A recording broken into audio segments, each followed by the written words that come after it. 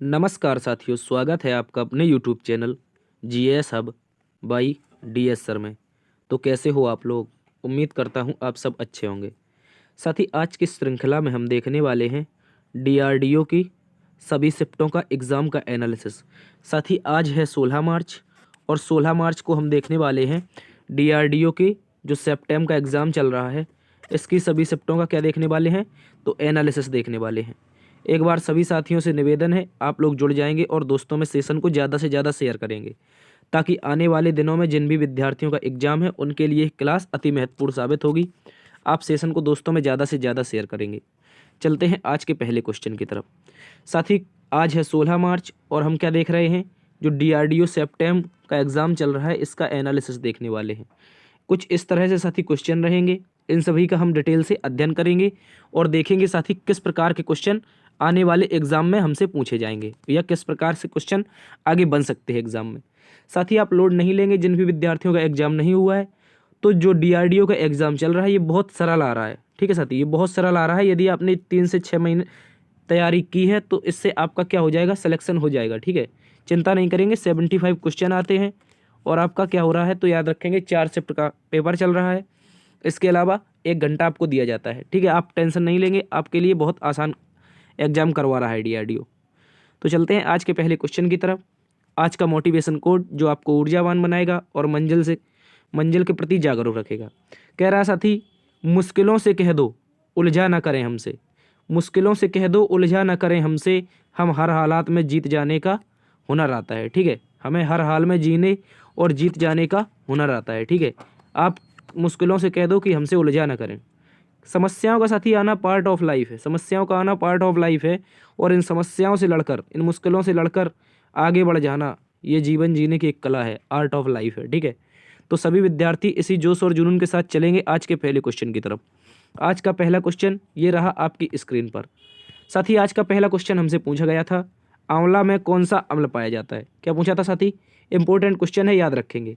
कह रहा था साथी, आंवला में कौन सा अम्ल पाया जाता है, इस तरह से क्वेश्चन पूछा था। तो सभी विद्यार्थी याद रखेंगे, जो आंवला होता है इसमें साइट्रिक एसिड पाया जाता है। कौन सा? साइट्रिक एसिड, या फिर इसी को एसिड को अम्ल कहते हैं, सभी को पता होगा। ठीक है, आंवला में साइट्रिक एसिड पाया जाता है, इंपॉर्टेंट क्वेश्चन है, याद रखेंगे।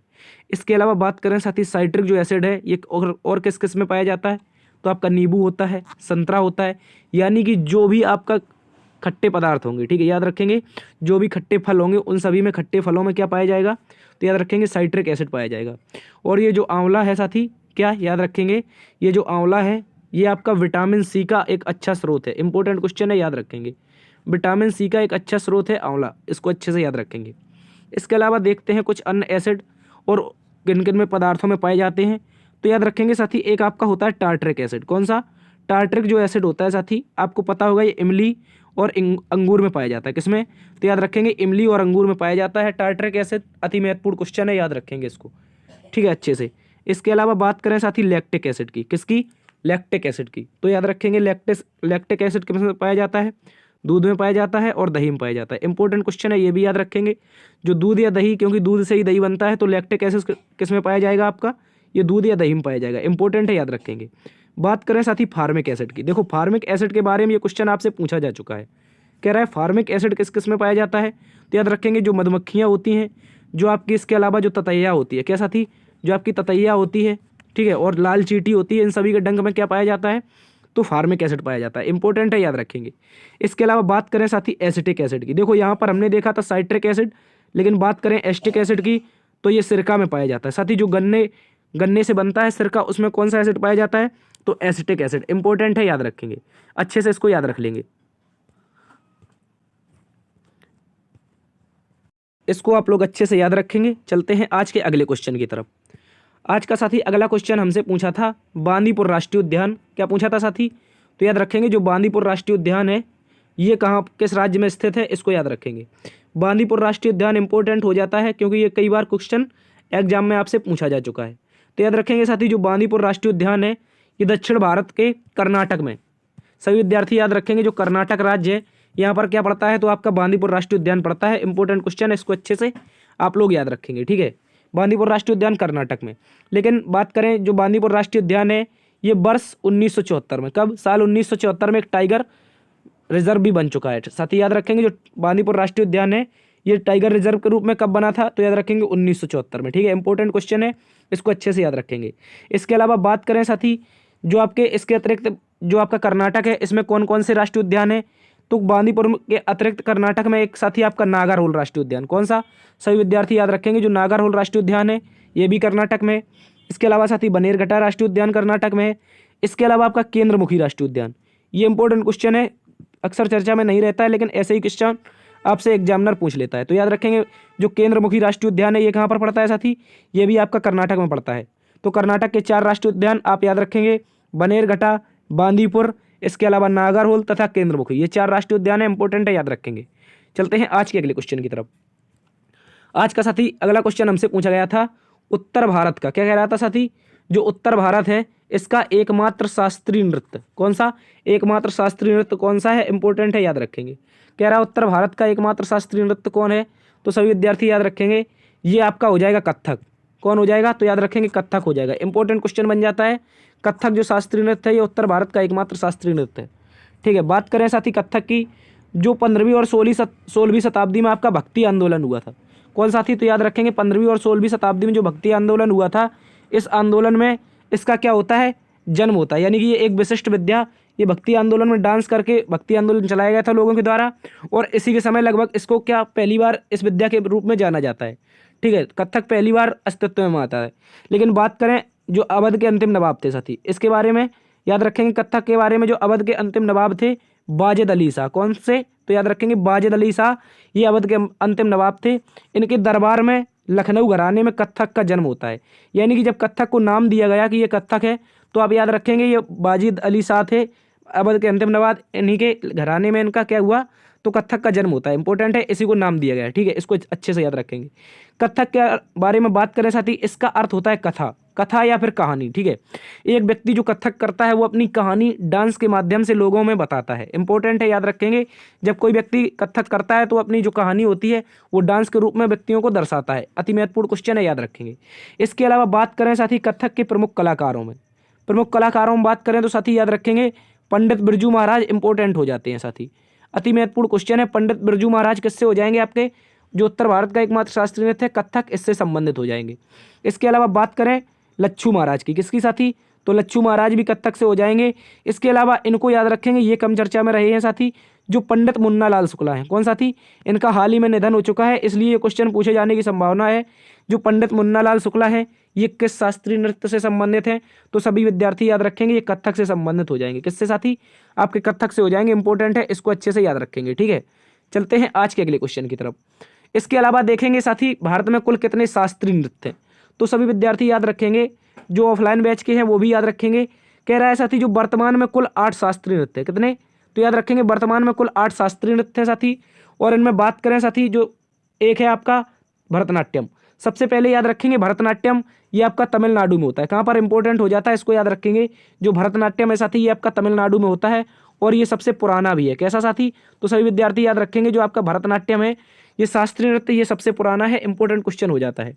इसके अलावा बात करें कथकली की साथी, तो आप याद रखेंगे ये केरल का हो जाएगा।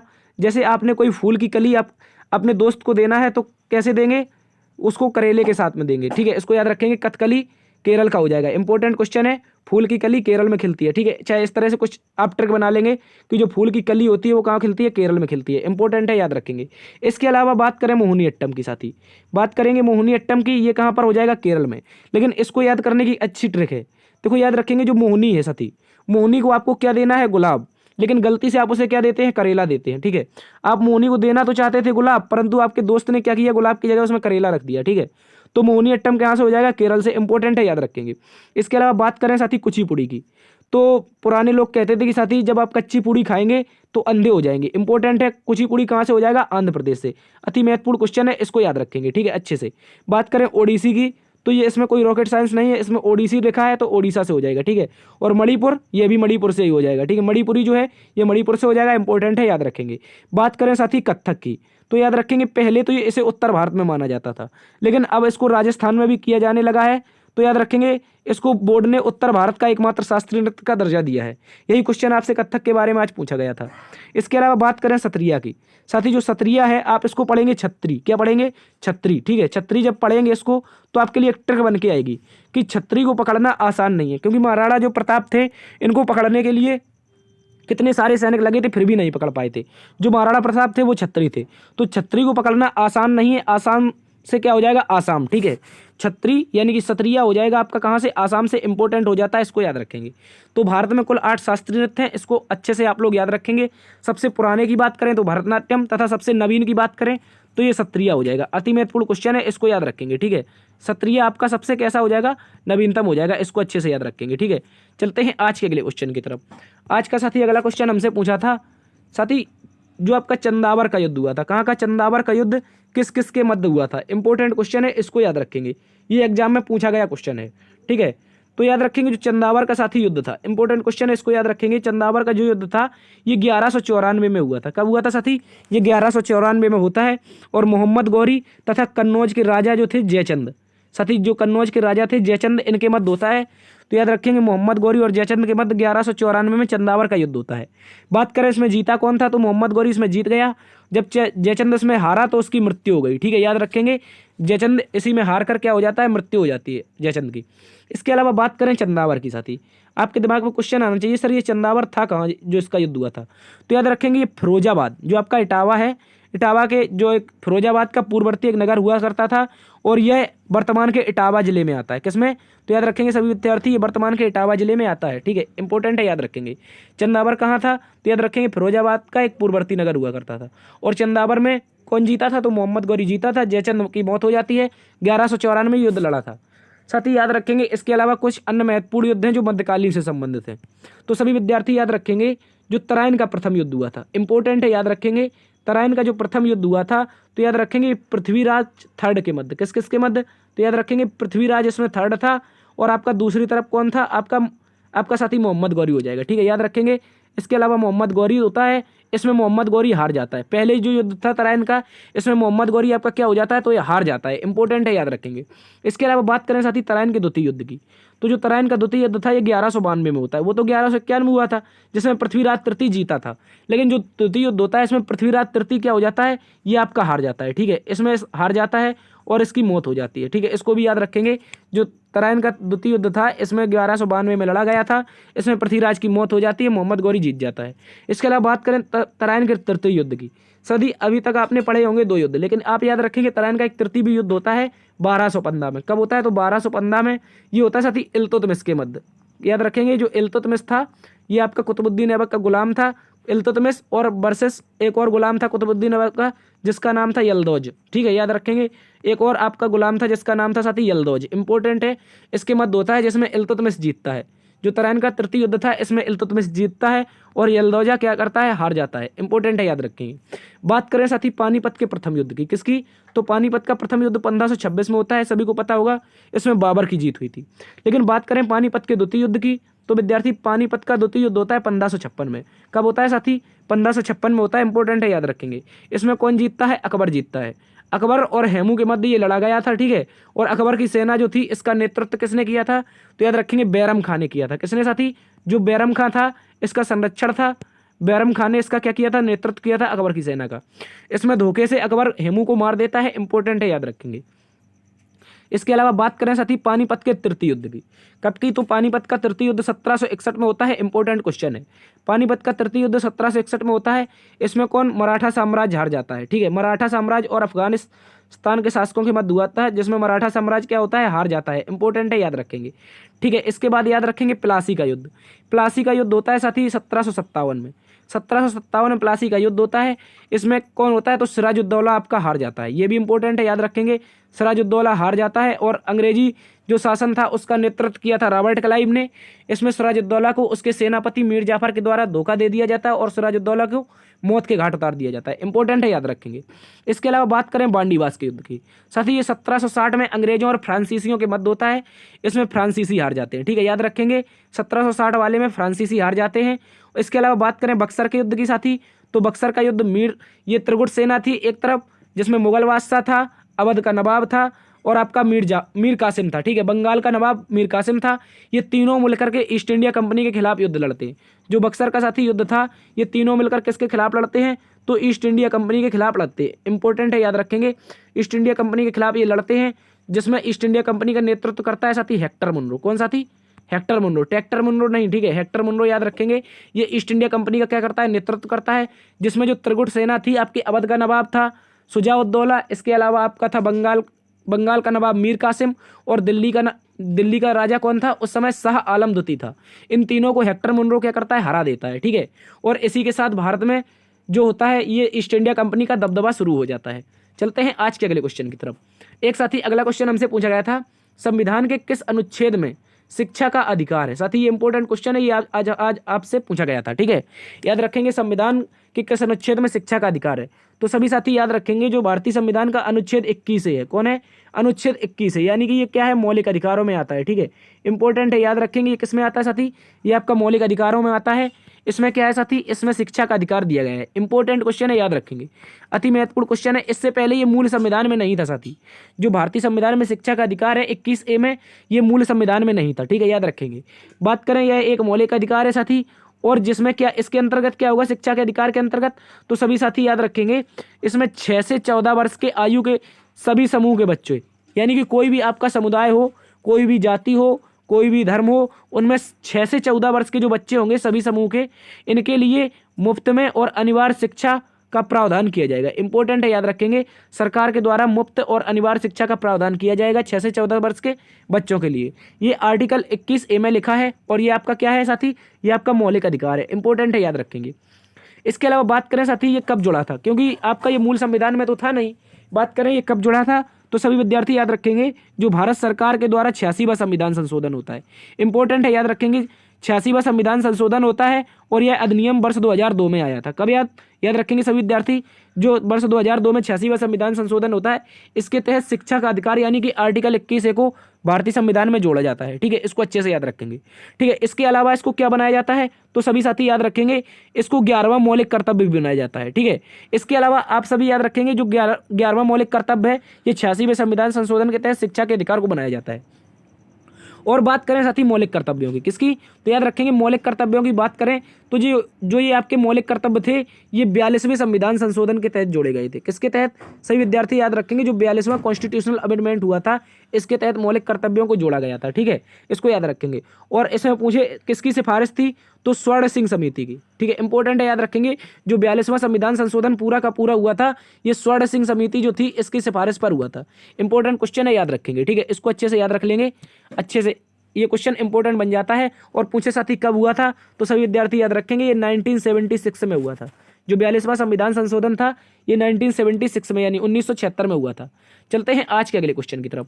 आज का साथी अगला क्वेश्चन हमसे पूछा गया था, खजुराहो के मंदिरों का निर्माण किस वंश के शासकों द्वारा करवाया गया था? इंपॉर्टेंट क्वेश्चन है, कह रहा है खजुराहो के जो मंदिर थे, इनका निर्माण किस वंश के शासकों ने करवाया था? बात करें साथी खजुराहो के मंदिरों की, तो सभी को पता होगा ये कहाँ पर स्थित है? MP में स्थित है। ठीक है, इसको अच्छे से याद रखेंगे। बात करें खजुराहो के मंदिरों की, तो इनका निर्माण चंदेल राजाओं के द्वारा किया गया था। किसके द्वारा साथी? तो याद रखेंगे, चंदेल राजाओं के द्वारा इनका निर्माण होता है। इंपॉर्टेंट है। बात करें कब से कब तक हुआ था, तो 10वीं शताब्दी से लेकर 12वीं शताब्दी के मध्य इनका निर्माण होता है। ठीक है, इसको अच्छे से याद रखेंगे, खजुराहो के मंदिरों का निर्माण 10वीं से 12वीं शताब्दी के मध्य चंदेल राजाओं के द्वारा किया जाता है। बात करें साथी खजुराहो के मंदिरों की, तो याद रखेंगे, मध्य प्रदेश के छतरपुर जिले में स्थित है। ये इंपॉर्टेंट क्वेश्चन है, मध्य प्रदेश के छतरपुर जिले में स्थित है। इसके अलावा ये हिंदू और जैन धर्म दोनों को संबंधित है।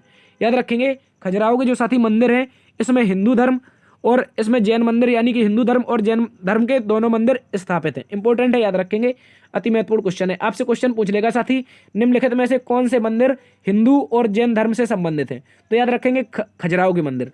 लेकिन बात करें साथी, इसमें यहाँ पर यदि बौद्ध धर्म जोड़ दें, क्या जोड़ दें साथी? तो बौद्ध धर्म अगर जोड़ दें तो ये हो जाएंगे अजंता एलोरा की गुफाएं। ठीक है, अजंता एलोरा की गुफाएं तीनों धर्मों से संबंधित है। ठीक है, इंपॉर्टेंट क्वेश्चन बन जाता है, याद रखेंगे। इसके अलावा साथी आप याद रखेंगे, जो खजुराहो के मंदिर है, इनमें से एक मंदिर प्रमुख है साथी, एक प्रमुख मंदिर है जिसका नाम है कानरिया महादेव का मंदिर। कौन साथी? इंपॉर्टेंट है, याद रखेंगे, कानरिया महादेव का मंदिर इंपॉर्टेंट है, इसको याद रखेंगे।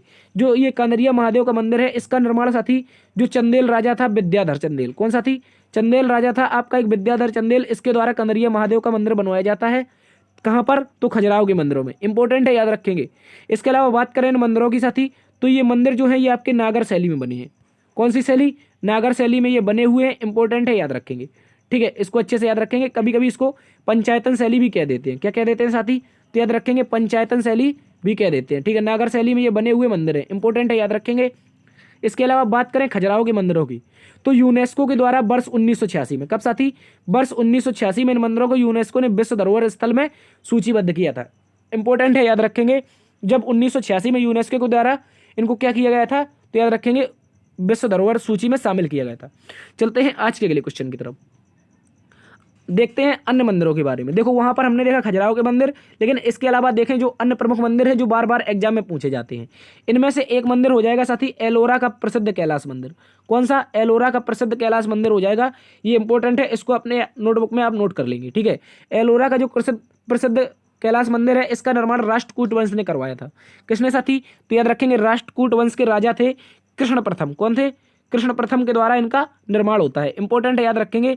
जो एलोरा का कैलाश मंदिर है, इसका निर्माण राष्ट्रकूट वंश के राजा कृष्ण प्रथम के द्वारा करवाया जाता है। ठीक है, इसको याद रखेंगे। और ये मंदिर जो है ये इसलिए इंपॉर्टेंट हो जाता है क्योंकि ये एक ही पहाड़ी को काटकर बनवाया था। इंपॉर्टेंट क्वेश्चन है, याद रखेंगे। जो ये कैलाश मंदिर है जो आपका एलोरा का, ये एक ही पहाड़ी को काटकर बनवाया गया था। इंपॉर्टेंट है, इसको अच्छे से याद रख लेंगे। इस तरह से क्वेश्चन पूछ लेगा, निम्नलिखित में से साथी कौन सा मंदिर आपका एक ही पहाड़ी से काटकर बना है, तो याद रखेंगे एलोरा का कैलाश मंदिर।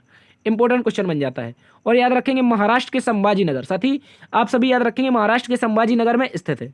संभाजी नगर की बात करें तो साथी ये औरंगाबाद का नया नाम है। किसका साथी, जो पहले औरंगाबाद था इसका नया नाम किसने कर दिया है, तो याद रखेंगे महाराष्ट्र सरकार के द्वारा संभाजी नगर कर दिया है औरंगाबाद का। इंपॉर्टेंट है, याद रखेंगे। ठीक है, औरंगाबाद का नया नाम संभाजी नगर हो चुका है। बात करें साथी दूसरे मंदिर की, दूसरा प्रमुख मंदिर है आपका बृहदेश्वर का मंदिर।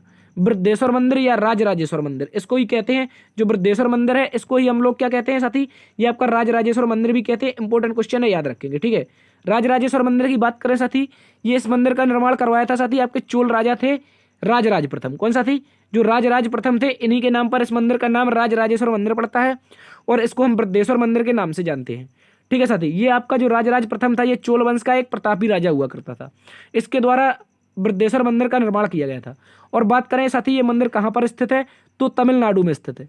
इंपॉर्टेंट क्वेश्चन बन जाता है, ये तमिलनाडु में स्थित है और साथी ये द्रविड़ शैली में बना है। इंपॉर्टेंट है, याद रखेंगे। आपसे पूछेगा द्रविड़ शैली में बने मंदिर, तो याद रखेंगे उनमें से बृहदेश्वर मंदिर को आप याद रखेंगे, ये द्रविड़ शैली में बना है। ठीक है, इसका निर्माण की बात करें साथी तो ये 985 ईस्वी में हुआ था। कब हुआ था, 985 ईस्वी में इसका निर्माण होता है। इंपॉर्टेंट क्वेश्चन बन जाता है, इसको याद रखेंगे। चलते हैं आज के अगले क्वेश्चन की तरफ। आज का साथी अगला क्वेश्चन हमसे पूछा गया था, भारत के दूसरे chief of the defence staff कौन बने हैं। क्या पूछा था साथी, भारत के दूसरे chief of the defence staff कौन बने हैं, तो याद रखेंगे जो भारत के दूसरे chief of the defence staff बने हैं ये लेफ्टिनेंट रिटायर्ड जनरल। इंपॉर्टेंट है, ये lieutenant retired general Anil Chauhan बने। ये क्वेश्चन आपसे पूछा गया था, जो अनिल चौहान जी हैं ये भारत के दूसरे सीडीएस बने हैं। ठीक है, इसको याद रखेंगे, chief of the defence staff. ये जो chief of the defence staff होता है साथी वर्ष 2019 में, इंपॉर्टेंट है, याद रखेंगे, वर्ष 2019 में साथी भारत सरकार के द्वारा इस पद को सृजित किया गया था। यानी कि सीडीएस का पद वर्ष 2019 में बना था। और बात करें इसके पहले सीडीएस कौन थे साथी, तो सभी को पता होगा ये जनरल बिपिन रावत। कौन साथी, जनरल बिपिन रावत थे, गोरखा बटालियन से आते थे और उत्तराखंड राज्य से संबंधित थे। ठीक है, याद रखेंगे जनरल बिपिन रावत भारत के पहले सीडीएस थे। ठीक है, chief of the defence staff general Bipin Rawat Bharat के पहले सीडीएस थे। ठीक है, इसके अलावा बात करें साथी इनकी, तो इनकी मृत्यु हो जाती है साथी 2021 में। कब साथी, विमान दुर्घटना में इनकी मृत्यु हो जाती है 2021 में। इसके बाद याद रखेंगे, इसके बाद दूसरे सीडीएस कौन बनते हैं, तो लेफ्टिनेंट जनरल अनिल चौहान इसके दूसरे सीडीएस बनते हैं। बात करें साथी सीडीएस की, तो ये तीनों सेनाओं का प्रमुख होता है। इंपॉर्टेंट है, याद रखेंगे। वैसे तो आप सभी को पता होगा साथी तीनों सेनाओं का प्रमुख कौन होता है, तो राष्ट्रपति होता है। लेकिन राष्ट्रपति के बाद यदि तीनों सेनाओं का कोई प्रमुख होता है तो वो सीडीएस होता है। ठीक है, इसको अच्छे से याद रखेंगे। तीनों, इसका कार्य क्या होता है, तो तीनों सेनाओं के बीच सामंजस्य को बैठाना। ठीक है, तीनों सेनाओं के बीच सामंजस्य बिठाना ही सीडीएस का कार्य होता है, या फिर कह सकते हैं तीनों राष्ट्रपति के बाद तीनों सेनाओं का प्रमुख होता है। इंपॉर्टेंट है, याद रखेंगे। चलते हैं आज के अगले क्वेश्चन की तरफ। आज का अगला क्वेश्चन साथी हमसे पूछा गया था, एम्पियर किस राशि का मात्रक होता है। क्या पूछा था साथी, एम्पियर किस राशि का मात्रक होता है। बात करें साथी एम्पियर की, तो सभी विद्यार्थी याद रखेंगे ये जो अंतरराष्ट्रीय मात्रक प्रणाली है इसमें विद्युत धारा का मात्रक होता है। किसका साथी, जो विद्युत धारा है इसका मात्रक क्या हो जाएगा आपका, एम्पियर हो जाएगा। इंपॉर्टेंट है, याद रखेंगे। विद्युत धारा का मात्रक क्या हो जाएगा, एम्पियर। और याद रखेंगे जो विद्युत धारा है साथी ये आपकी अदिश राशि है। कैसी साथी? तो सभी विद्यार्थी याद रखेंगे ये अदिश राशि है। इंपॉर्टेंट क्वेश्चन है, इसको याद रख लेंगे।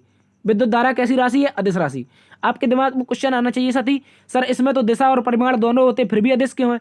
तो याद रखेंगे ये जो बीजगणितीय नियम होते हैं इनका पालन नहीं करती। किसका? जो बीजगणितीय नियम होते हैं, जो बीजगणितीय नियम होते हैं फिजिक्स के, इनका पालन नहीं करती है, इसलिए ये कैसी राशि है? अदिश राशि है। इंपॉर्टेंट है, याद रखेंगे। ये विद्युत धारा का ऐसा ही मात्रक क्या हो जाएगा आपका? एम्पियर हो जाएगा। इसको अच्छे से याद रखेंगे। बात करें विद्युत धारा की तो ये अदिश राशि है, अभी हमने डिस्कस किया। इसके अलावा कुछ अन्य मात्रकों के बारे में देखते हैं साथी। एक आपका विभवांतर हो जाएगा। विभवांतर को आप लोग अच्छे से याद रखेंगे। किसको? विभवांतर को। तो विभवांतर का जो मात्रक होता है वो वोल्ट मीटर होता है। क्या है साथी? वोल्ट मीटर इसका मात्रक होता है। बात करें साथी प्रतिरोध की, प्रतिरोध का मात्रक ओम होता है। क्या होता है साथी? तो याद रखेंगे प्रतिरोध का मात्रक ओम होता है। बात करें साथी बल की, तो बल का मात्रक क्या हो जाएगा आपका? न्यूटन हो जाएगा। बल का मात्रक न्यूटन। और शक्ति की बात करें साथी तो शक्ति का मात्रक आपका वाट हो जाएगा। और ऊर्जा की बात करें तो ऊर्जा का मात्रक साथी आपका क्या हो जाएगा? जूल हो जाएगा। इंपॉर्टेंट है, याद रखेंगे। एक बार पुनः से देखते हैं। एम्पियर किसका हो जाएगा? विद्युत धारा का। विभवांतर का वोल्ट मीटर, प्रतिरोध का ओम मीटर, न्यूटन का बल हो जाएगा या फिर बल का न्यूटन कह सकते हैं, और शक्ति का वाट और ऊर्जा का जूल। इंपॉर्टेंट है, याद रखेंगे। चलते हैं आज के अगले क्वेश्चन की तरफ। आज का साथी अगला क्वेश्चन हमसे पूछा था, विश्व का सबसे बड़ा गर्म मरुस्थल कौन सा है? इस तरह से क्वेश्चन आया था, जो विश्व का सबसे बड़ा, देखो इंपॉर्टेंट है, यहां पर बन जाता है, इसको याद रखेंगे। विश्व का सबसे बड़ा गर्म मरुस्थल कौन हो जाएगा आपका? ये हो जाएगा, सभी विद्यार्थी याद रखेंगे, सहारा मरुस्थल। कौन सा थी? सहारा मरुस्थल विश्व का सबसे गर्म मरुस्थल है। ये इसको अच्छे से याद रखेंगे, ठीक है। सहारा जो मरुस्थल है विश्व का सबसे बड़ा गर्म मरुस्थल है। बात करें इसके कुछ कुल क्षेत्रफल की, तो साथी इसका कुल क्षेत्रफल है 92 लाख किलोमीटर स्क्वायर। कितना? तो सभी विद्यार्थी याद रखेंगे 92 लाख किलोमीटर स्क्वायर इसका क्या है? एरिया है, जो सहारा मरुस्थल है। साथी बात करें सहारा मरुस्थल की, ये कहाँ पर स्थित है? तो ये अफ्रीका महाद्वीप में स्थित है। कहाँ पर साथी? अफ्रीका महाद्वीप में। और अफ्रीका महाद्वीप में बहुत सारे देश हैं, जैसे आपका Mali, Morocco, Mauritania, Algeria, Tunisia, Libya, Niger, Chad, Sudan और मिस्र। इन सारे देशों में ये जो सहारा मरुस्थल है आपका कुछ कुछ हिस्सों में पाया जाता है। इंपॉर्टेंट है, याद रखेंगे। ये तो साथी थी सबसे बड़े गर्म मरुस्थल की बात। लेकिन बात करें विश्व का सबसे बड़ा ठंडा मरुस्थल कौन सा है, तो याद रखेंगे दुनिया का सबसे ठंडा मरुस्थल हो जाएगा आपका अंटार्कटिका, जिसे हम महाद्वीप के नाम से भी जानते हैं। अंटार्कटिका, इसको मरुस्थल को कहते हैं। ये दुनिया का सबसे ठंडा मरुस्थल हो जाएगा, ठीक है, इसको याद रखेंगे। इसके अलावा कुछ अन्य मरुस्थल देखते हैं जो इंपॉर्टेंट हैं, कई परीक्षा में पूछे जा चुके हैं। साथ ही आपका एक हो जाएगा रबल खाली। इंपॉर्टेंट है, इसको याद रखेंगे। जो रबल खाली मरुस्थल है ये सऊदी अरब में है। कहाँ पर? सऊदी अरब में स्थित है। इंपॉर्टेंट है, याद रखेंगे। इसके अलावा बात करें अल नहफूद की, तो ये भी आपका सऊदी अरब में हो जाएगा। कहाँ पर? इंपॉर्टेंट है, याद रखेंगे। रबल खाली सऊदी अरब में, अल नहफूद भी सऊदी अरब में। इसके बाद याद रखेंगे दस्त ए लुत। क्या याद रखेंगे? दस्त ए लुट या फिर दस्त ए लुत, ये कहाँ पर हो जाएगा साथी? ये ईरान में हो जाएगा। दूसरा हो जाएगा दस्त ए कबीर। कैसा? दस्त ए कबीर, तो याद रखेंगे ईरान में। देखो दस्त आए तो याद रखना ईरानियों को बहुत ज़्यादा दस्त लगते हैं, ये ट्रिक बना लेंगे आप। ईरानियों को दस्त लगते रहते हैं, तो दो मरुस्थल दस्त ए लुत, दस्त ए कबीर इंपॉर्टेंट है। दोनों कहाँ पर हो जाएंगे साथी? ये ईरान में हो जाएंगे। इसके अलावा बात करें गोबी के मरुस्थल की, कहाँ की साथी? गोबी के मरुस्थल की बात करें तो ये आपका मंगोलिया में हो जाएगा। कहाँ पर साथी? ये मंगोलिया में हो जाएगा। इंपॉर्टेंट क्वेश्चन है, याद रखेंगे। इसके अलावा बात करें भारत में, तो साथी भारत में दो मरुस्थल पाए जाते हैं। एक आपका ठंडा मरुस्थल पाया जाता है और एक आपका गर्म मरुस्थल पाया जाता है, ठीक है। इंपॉर्टेंट है, याद रखेंगे। ठंडे मरुस्थल की बात करें तो साथी लद्दाख का मरुस्थल भारत में पाया जाता है। इंपॉर्टेंट है, याद रखेंगे। ये सबसे ठंडा मरुस्थल है भारत का। इसके अलावा बात करें थार मरुस्थल की, तो थार मरुस्थल भारत और पाकिस्तान दोनों में पाया जाता है। बात करें साथी जो थार है इसको भारत में क्या कहते हैं, तो सभी विद्यार्थी याद रखेंगे, इसको कहते हैं ग्रेट इंडियन डेजर्ट। क्या कहते हैं साथी? जो आपका ग्रेट इंडियन डेजर्ट है इसको क्या कहते हैं? थार मरुस्थल को भारत में कहा जाता है। क्या कहते हैं? तो याद रखेंगे ग्रेट इंडियन डेजर्ट, ठीक है। आप राइटिंग पे ध्यान नहीं देंगे, आप याद रखेंगे जो ग्रेट इंडियन डेजर्ट है थार मरुस्थल को भारत में जाना जाता है। इंपॉर्टेंट है, याद रखेंगे। इसके अलावा बात करें साथी पैटागोनिया के मरुस्थल की, पैटागोनिया का मरुस्थल भी आपका एक कैसा मरुस्थल है, तो याद रखेंगे ये भी आपका एक ठंडा मरुस्थल है। जो पैटागोनिया का मरुस्थल है ये ठंडा है और ये अर्जेंटीना में पाया जाता है। इंपॉर्टेंट है, याद रखेंगे। अर्जेंटीना में पाया जाता है पैटागोनिया का मरुस्थल, इसको अच्छे से याद रख लेंगे। चलते हैं आज के अगले क्वेश्चन की तरफ। आज का साथी अगला क्वेश्चन हमसे पूछा गया था, मानस राष्ट्रीय उद्यान किस राज्य में स्थित है? क्या पूछा था साथी? तो याद रखेंगे मानस राष्ट्रीय उद्यान किस राज्य में स्थित है, इसको पूछा गया था। सभी विद्यार्थी याद रखेंगे जो मानस राष्ट्रीय उद्यान है साथी ये आपका असम में है। कहाँ पर साथी? ये असम में है। ये क्वेश्चन आपसे पूछा गया था। देखो ये रिपीटेड क्वेश्चन है, इससे पहले भी ये क्वेश्चन पूछा जा चुका है। तो मानस राष्ट्रीय उद्यान असम में हो जाएगा। इसके अलावा बात करें असम राज्य में इसके अतिरिक्त कौन कौन से राष्ट्रीय उद्यान है, तो याद रखेंगे साथी आप लोग काजीरंगा नेशनल पार्क। कौन सा? एक काजीरंगा नेशनल पार्क याद रखेंगे, एक इसके अलावा ओरांग नेशनल पार्क याद रखेंगे, इसके अलावा आप याद रखेंगे डिब्रूगढ़ नेशनल पार्क। कौन सा थी? जो आपका डिब्रूगढ़ नेशनल पार्क है, ये भी असम में। इसके अलावा देहिंग पटकाई नेशनल पार्क, इसके अलावा याद रखेंगे नामदफा नेशनल पार्क, और इसके अलावा साथ ही याद रखेंगे Raimona national park. Raimona national park ये भी असम में हो जाएगा। इसके अलावा नामेरी नेशनल पार्क असम में हो जाएगा। देखो, तो हमने असम में के कितने नेशनल पार्क देखे? सबसे पहले तो मानस राष्ट्रीय उद्यान, उसके अलावा काजीरंगा, आपका ओरांग, डिब्रूगढ़, देहिंग पटकाई, नामदफा, रायमोना और नामेरी, ये सारे के सारे राष्ट्रीय उद्यान कहाँ पर है? असम राज्य में। बात करें साथ ही काजीरंगा की, तो सभी विद्यार्थी याद रखेंगे जो काजीरंगा नेशनल पार्क है ये एक सींग वाले गैंडे के लिए प्रसिद्ध है। ठीक है, इंपॉर्टेंट है, बहुत महत्वपूर्ण क्वेश्चन है। काजीरंगा नेशनल पार्क एक सींग वाले गैंडे के लिए प्रसिद्ध है, इसको अच्छे से याद रखेंगे। चलते हैं आज के अगले क्वेश्चन की तरफ। आज का साथी अगला क्वेश्चन पूछा गया था, गोल्डन ग्लोब अवार्ड किस क्षेत्र में दिया जाता है? क्या कह रहा था साथी? याद रखेंगे, गोल्डन ग्लोब अवार्ड किस क्षेत्र में दिया जाता है? तो सभी विद्यार्थी याद रखेंगे जो गोल्डन ग्लोब अवार्ड है, कौन सा थी? जो गोल्डन ग्लोब अवार्ड है ये फिल्मी दुनिया के क्षेत्र में दिया जाता है। कहाँ पर? तो याद रखेंगे जो फिल्मी दुनिया होती है इस क्षेत्र में इसको दिया जाता है, इंपॉर्टेंट है, याद रखेंगे। बात करें इसकी शुरुआत की साथी, गोल्डन ग्लोब अवार्ड की शुरुआत की बात करें तो इसकी शुरुआत 1944 में की गई थी। कब साथी? 1944 में इसकी शुरुआत होती है। और इसमें यदि पूछे साथी क्या भारत की कोई भारतीय व्यक्ति है जिसने गोल्डन ग्लोब अवार्ड जीता है, तो याद रखेंगे वर्ष 2009 में। कब साथी? तो वर्ष 2009 में पहली बार AR रहमान ने, किसने साथी? वर्ष 2009 में पहली बार AR रहमान ने क्या जीता था? गोल्डन ग्लोब अवार्ड जीता था, इंपॉर्टेंट है, याद रखेंगे। AR रहमान के द्वारा क्या जीता गया था? पहली बार भारतीय बने थे, क्या बने थे? तो याद रखेंगे पहले भारतीय बने थे जिन्होंने गोल्डन ग्लोब अवार्ड जीता था संगीत के क्षेत्र में, इंपॉर्टेंट है, याद रखेंगे। इसके अलावा बात करें साथी 2023 की, 2023 में बात करें तो इस बार 80वां गोल्डन ग्लोब अवार्ड दिया गया है। कौन सा? तो याद रखेंगे 80वीं जब गोल्डन ग्लोब अवार्ड दिया गया तो इसका आयोजन कहाँ पर होता है? लॉस एंजलिस में होता है, इंपॉर्टेंट है, याद रखेंगे। इतना ही क्वेश्चन पूछेगा, जो 80वां आपका गोल्डन ग्लोब अवार्ड हुआ है ये कहाँ पर हुआ है? तो लॉस एंजलिस में, इंपॉर्टेंट है, याद रखेंगे। 1944 में इसकी स्थापना होती है और फिल्म के क्षेत्र में दिया जाता है। चलते हैं आज के अगले क्वेश्चन की तरफ। आज का अगला क्वेश्चन पूछा गया था, किस भारतीय मूल की अंतरिक्ष यात्री की रास्ते में मृत्यु हो गई थी? कह रहा है साथी वह भारत की कौन सी वैज्ञानिक थी या भारतीय मूल की वैज्ञानिक थी जो आपकी रास्ते में ही इनकी मृत्यु हो गई थी? तो सभी विद्यार्थी याद रखेंगे जो कल्पना चावला थी। कौन सा थी? ये आपकी कल्पना जो चावला थी, कल्पना चावला की क्या हो गई थी? ये आपकी मृत्यु हो गई थी जब ये आपके अंतरिक्ष से वापस आ रही थी। बात करें कब हुई थी, तो सभी विद्यार्थी याद रखेंगे इनकी मृत्यु हुई थी 1 फरवरी 2003 को। कब साथी? तो सभी विद्यार्थी याद रखेंगे 1 फरवरी 2003 को इनकी मृत्यु हो जाती है। कहाँ पर होती है? जो कोलंबिया स्पेस शटल था, कौन सा थी? कोलंबिया स्पेस शटल था, इसमें दुर्घटनाग्रस्त हो जाता है और इसमें जितने के इनके साथी थे, जितने भी क्रू मेंबर थे, सारे के सारे मारे जाते हैं। ठीक है, इनके सभी साथी भी मारे जाते हैं और कल्पना चावला की भी मृत्यु हो जाती है। बात करें कल्पना चावला की तो वर्ष 1997 में। कब साथी? ये याद रखेंगे, इंपॉर्टेंट क्वेश्चन हो जाता है। वर्ष 1997 में पहली बार अमेरिका की तरफ से अंतरिक्ष में जाने वाली भारतीय मूल की महिला बनी थी, इंपॉर्टेंट है, याद रखेंगे। भारतीय मूल की पहली महिला कौन थी? ये आपकी कल्पना चावला थी, जो 1997 में पहली बार कहाँ पर गई थी? अंतरिक्ष में गई थी। और वर्ष 2003 में इनकी क्या हो जाती है? मृत्यु हो जाती है कोलंबिया स्पेस शटल के तहत, इंपॉर्टेंट है, याद रखेंगे। चलते हैं आज के अगले क्वेश्चन की तरफ। आज का अगला क्वेश्चन साथी हमसे पूछा गया था, जो अर्थशास्त्र है, क्या साथी? अर्थशास्त्र पुस्तक के लेखक कौन है? ये क्वेश्चन आपसे पूछा गया था, जो अर्थशास्त्र पुस्तक है इसके लेखक कौन है? तो सभी विद्यार्थी याद रखेंगे, ये क्या हो गया? यहाँ पर मिस टाइपिंग हो गई साथी। आप याद रखेंगे अर्थशास्त्र जो पुस्तक है ये उसका प्रिंट हो गया है, आप इसको नहीं देखेंगे। ठीक है, अर्थशास्त्र पुस्तक के बारे में देखें तो जो अर्थशास्त्र पुस्तक है साथी इसके लेखक कौन हो जाएंगे? तो याद रखेंगे चाणक्य हो जाएंगे। कौन साथी? चाणक्य हो जाएंगे, इंपॉर्टेंट क्वेश्चन है, याद रखेंगे। बात करें चाणक्य की तो ये चंद्रगुप्त मौर्य के दरबार में रहते थे। किसके साथी? तो याद रखेंगे जो अर्थशास्त्र पुस्तक के लेखक हैं चाणक्य, ये चंद्रगुप्त मौर्य के दरबार में रहते थे।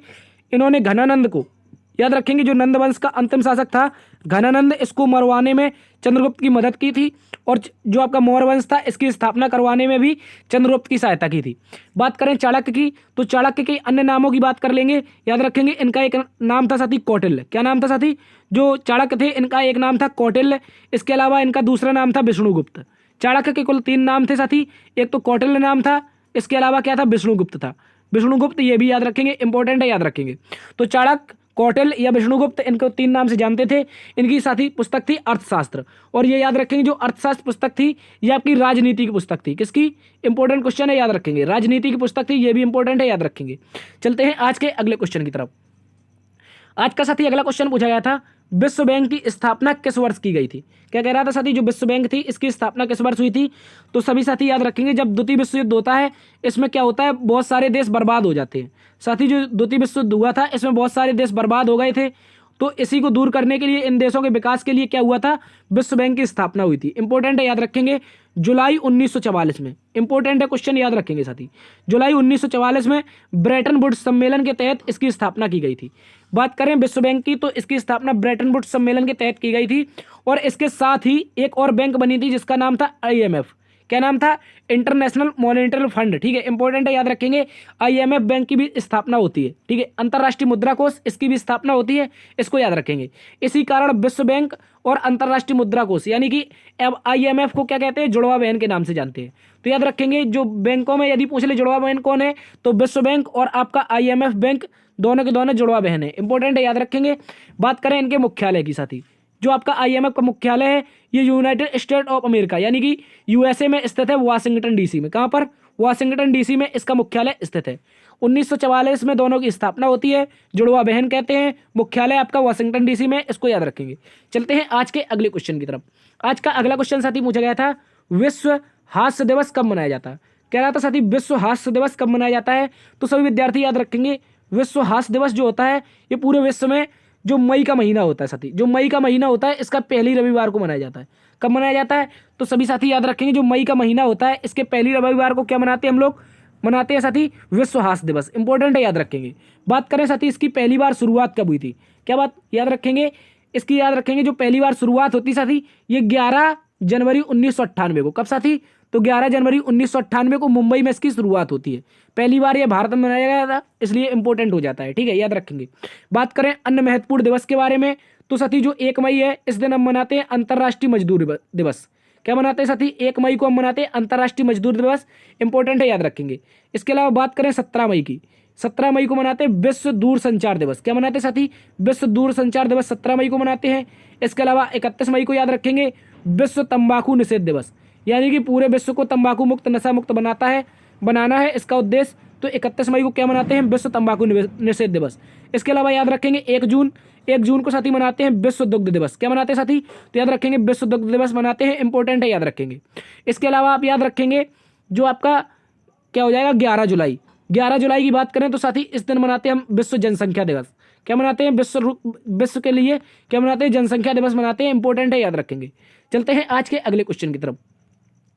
आज का साथी अगला क्वेश्चन हमसे पूछा गया था, जो निखिल रंजन बनर्जी है, कौन साथी? निखिल रंजन बनर्जी किस वाद्य यंत्र से संबंधित है? इस तरह से क्वेश्चन आया था। इंपॉर्टेंट है, याद रखेंगे।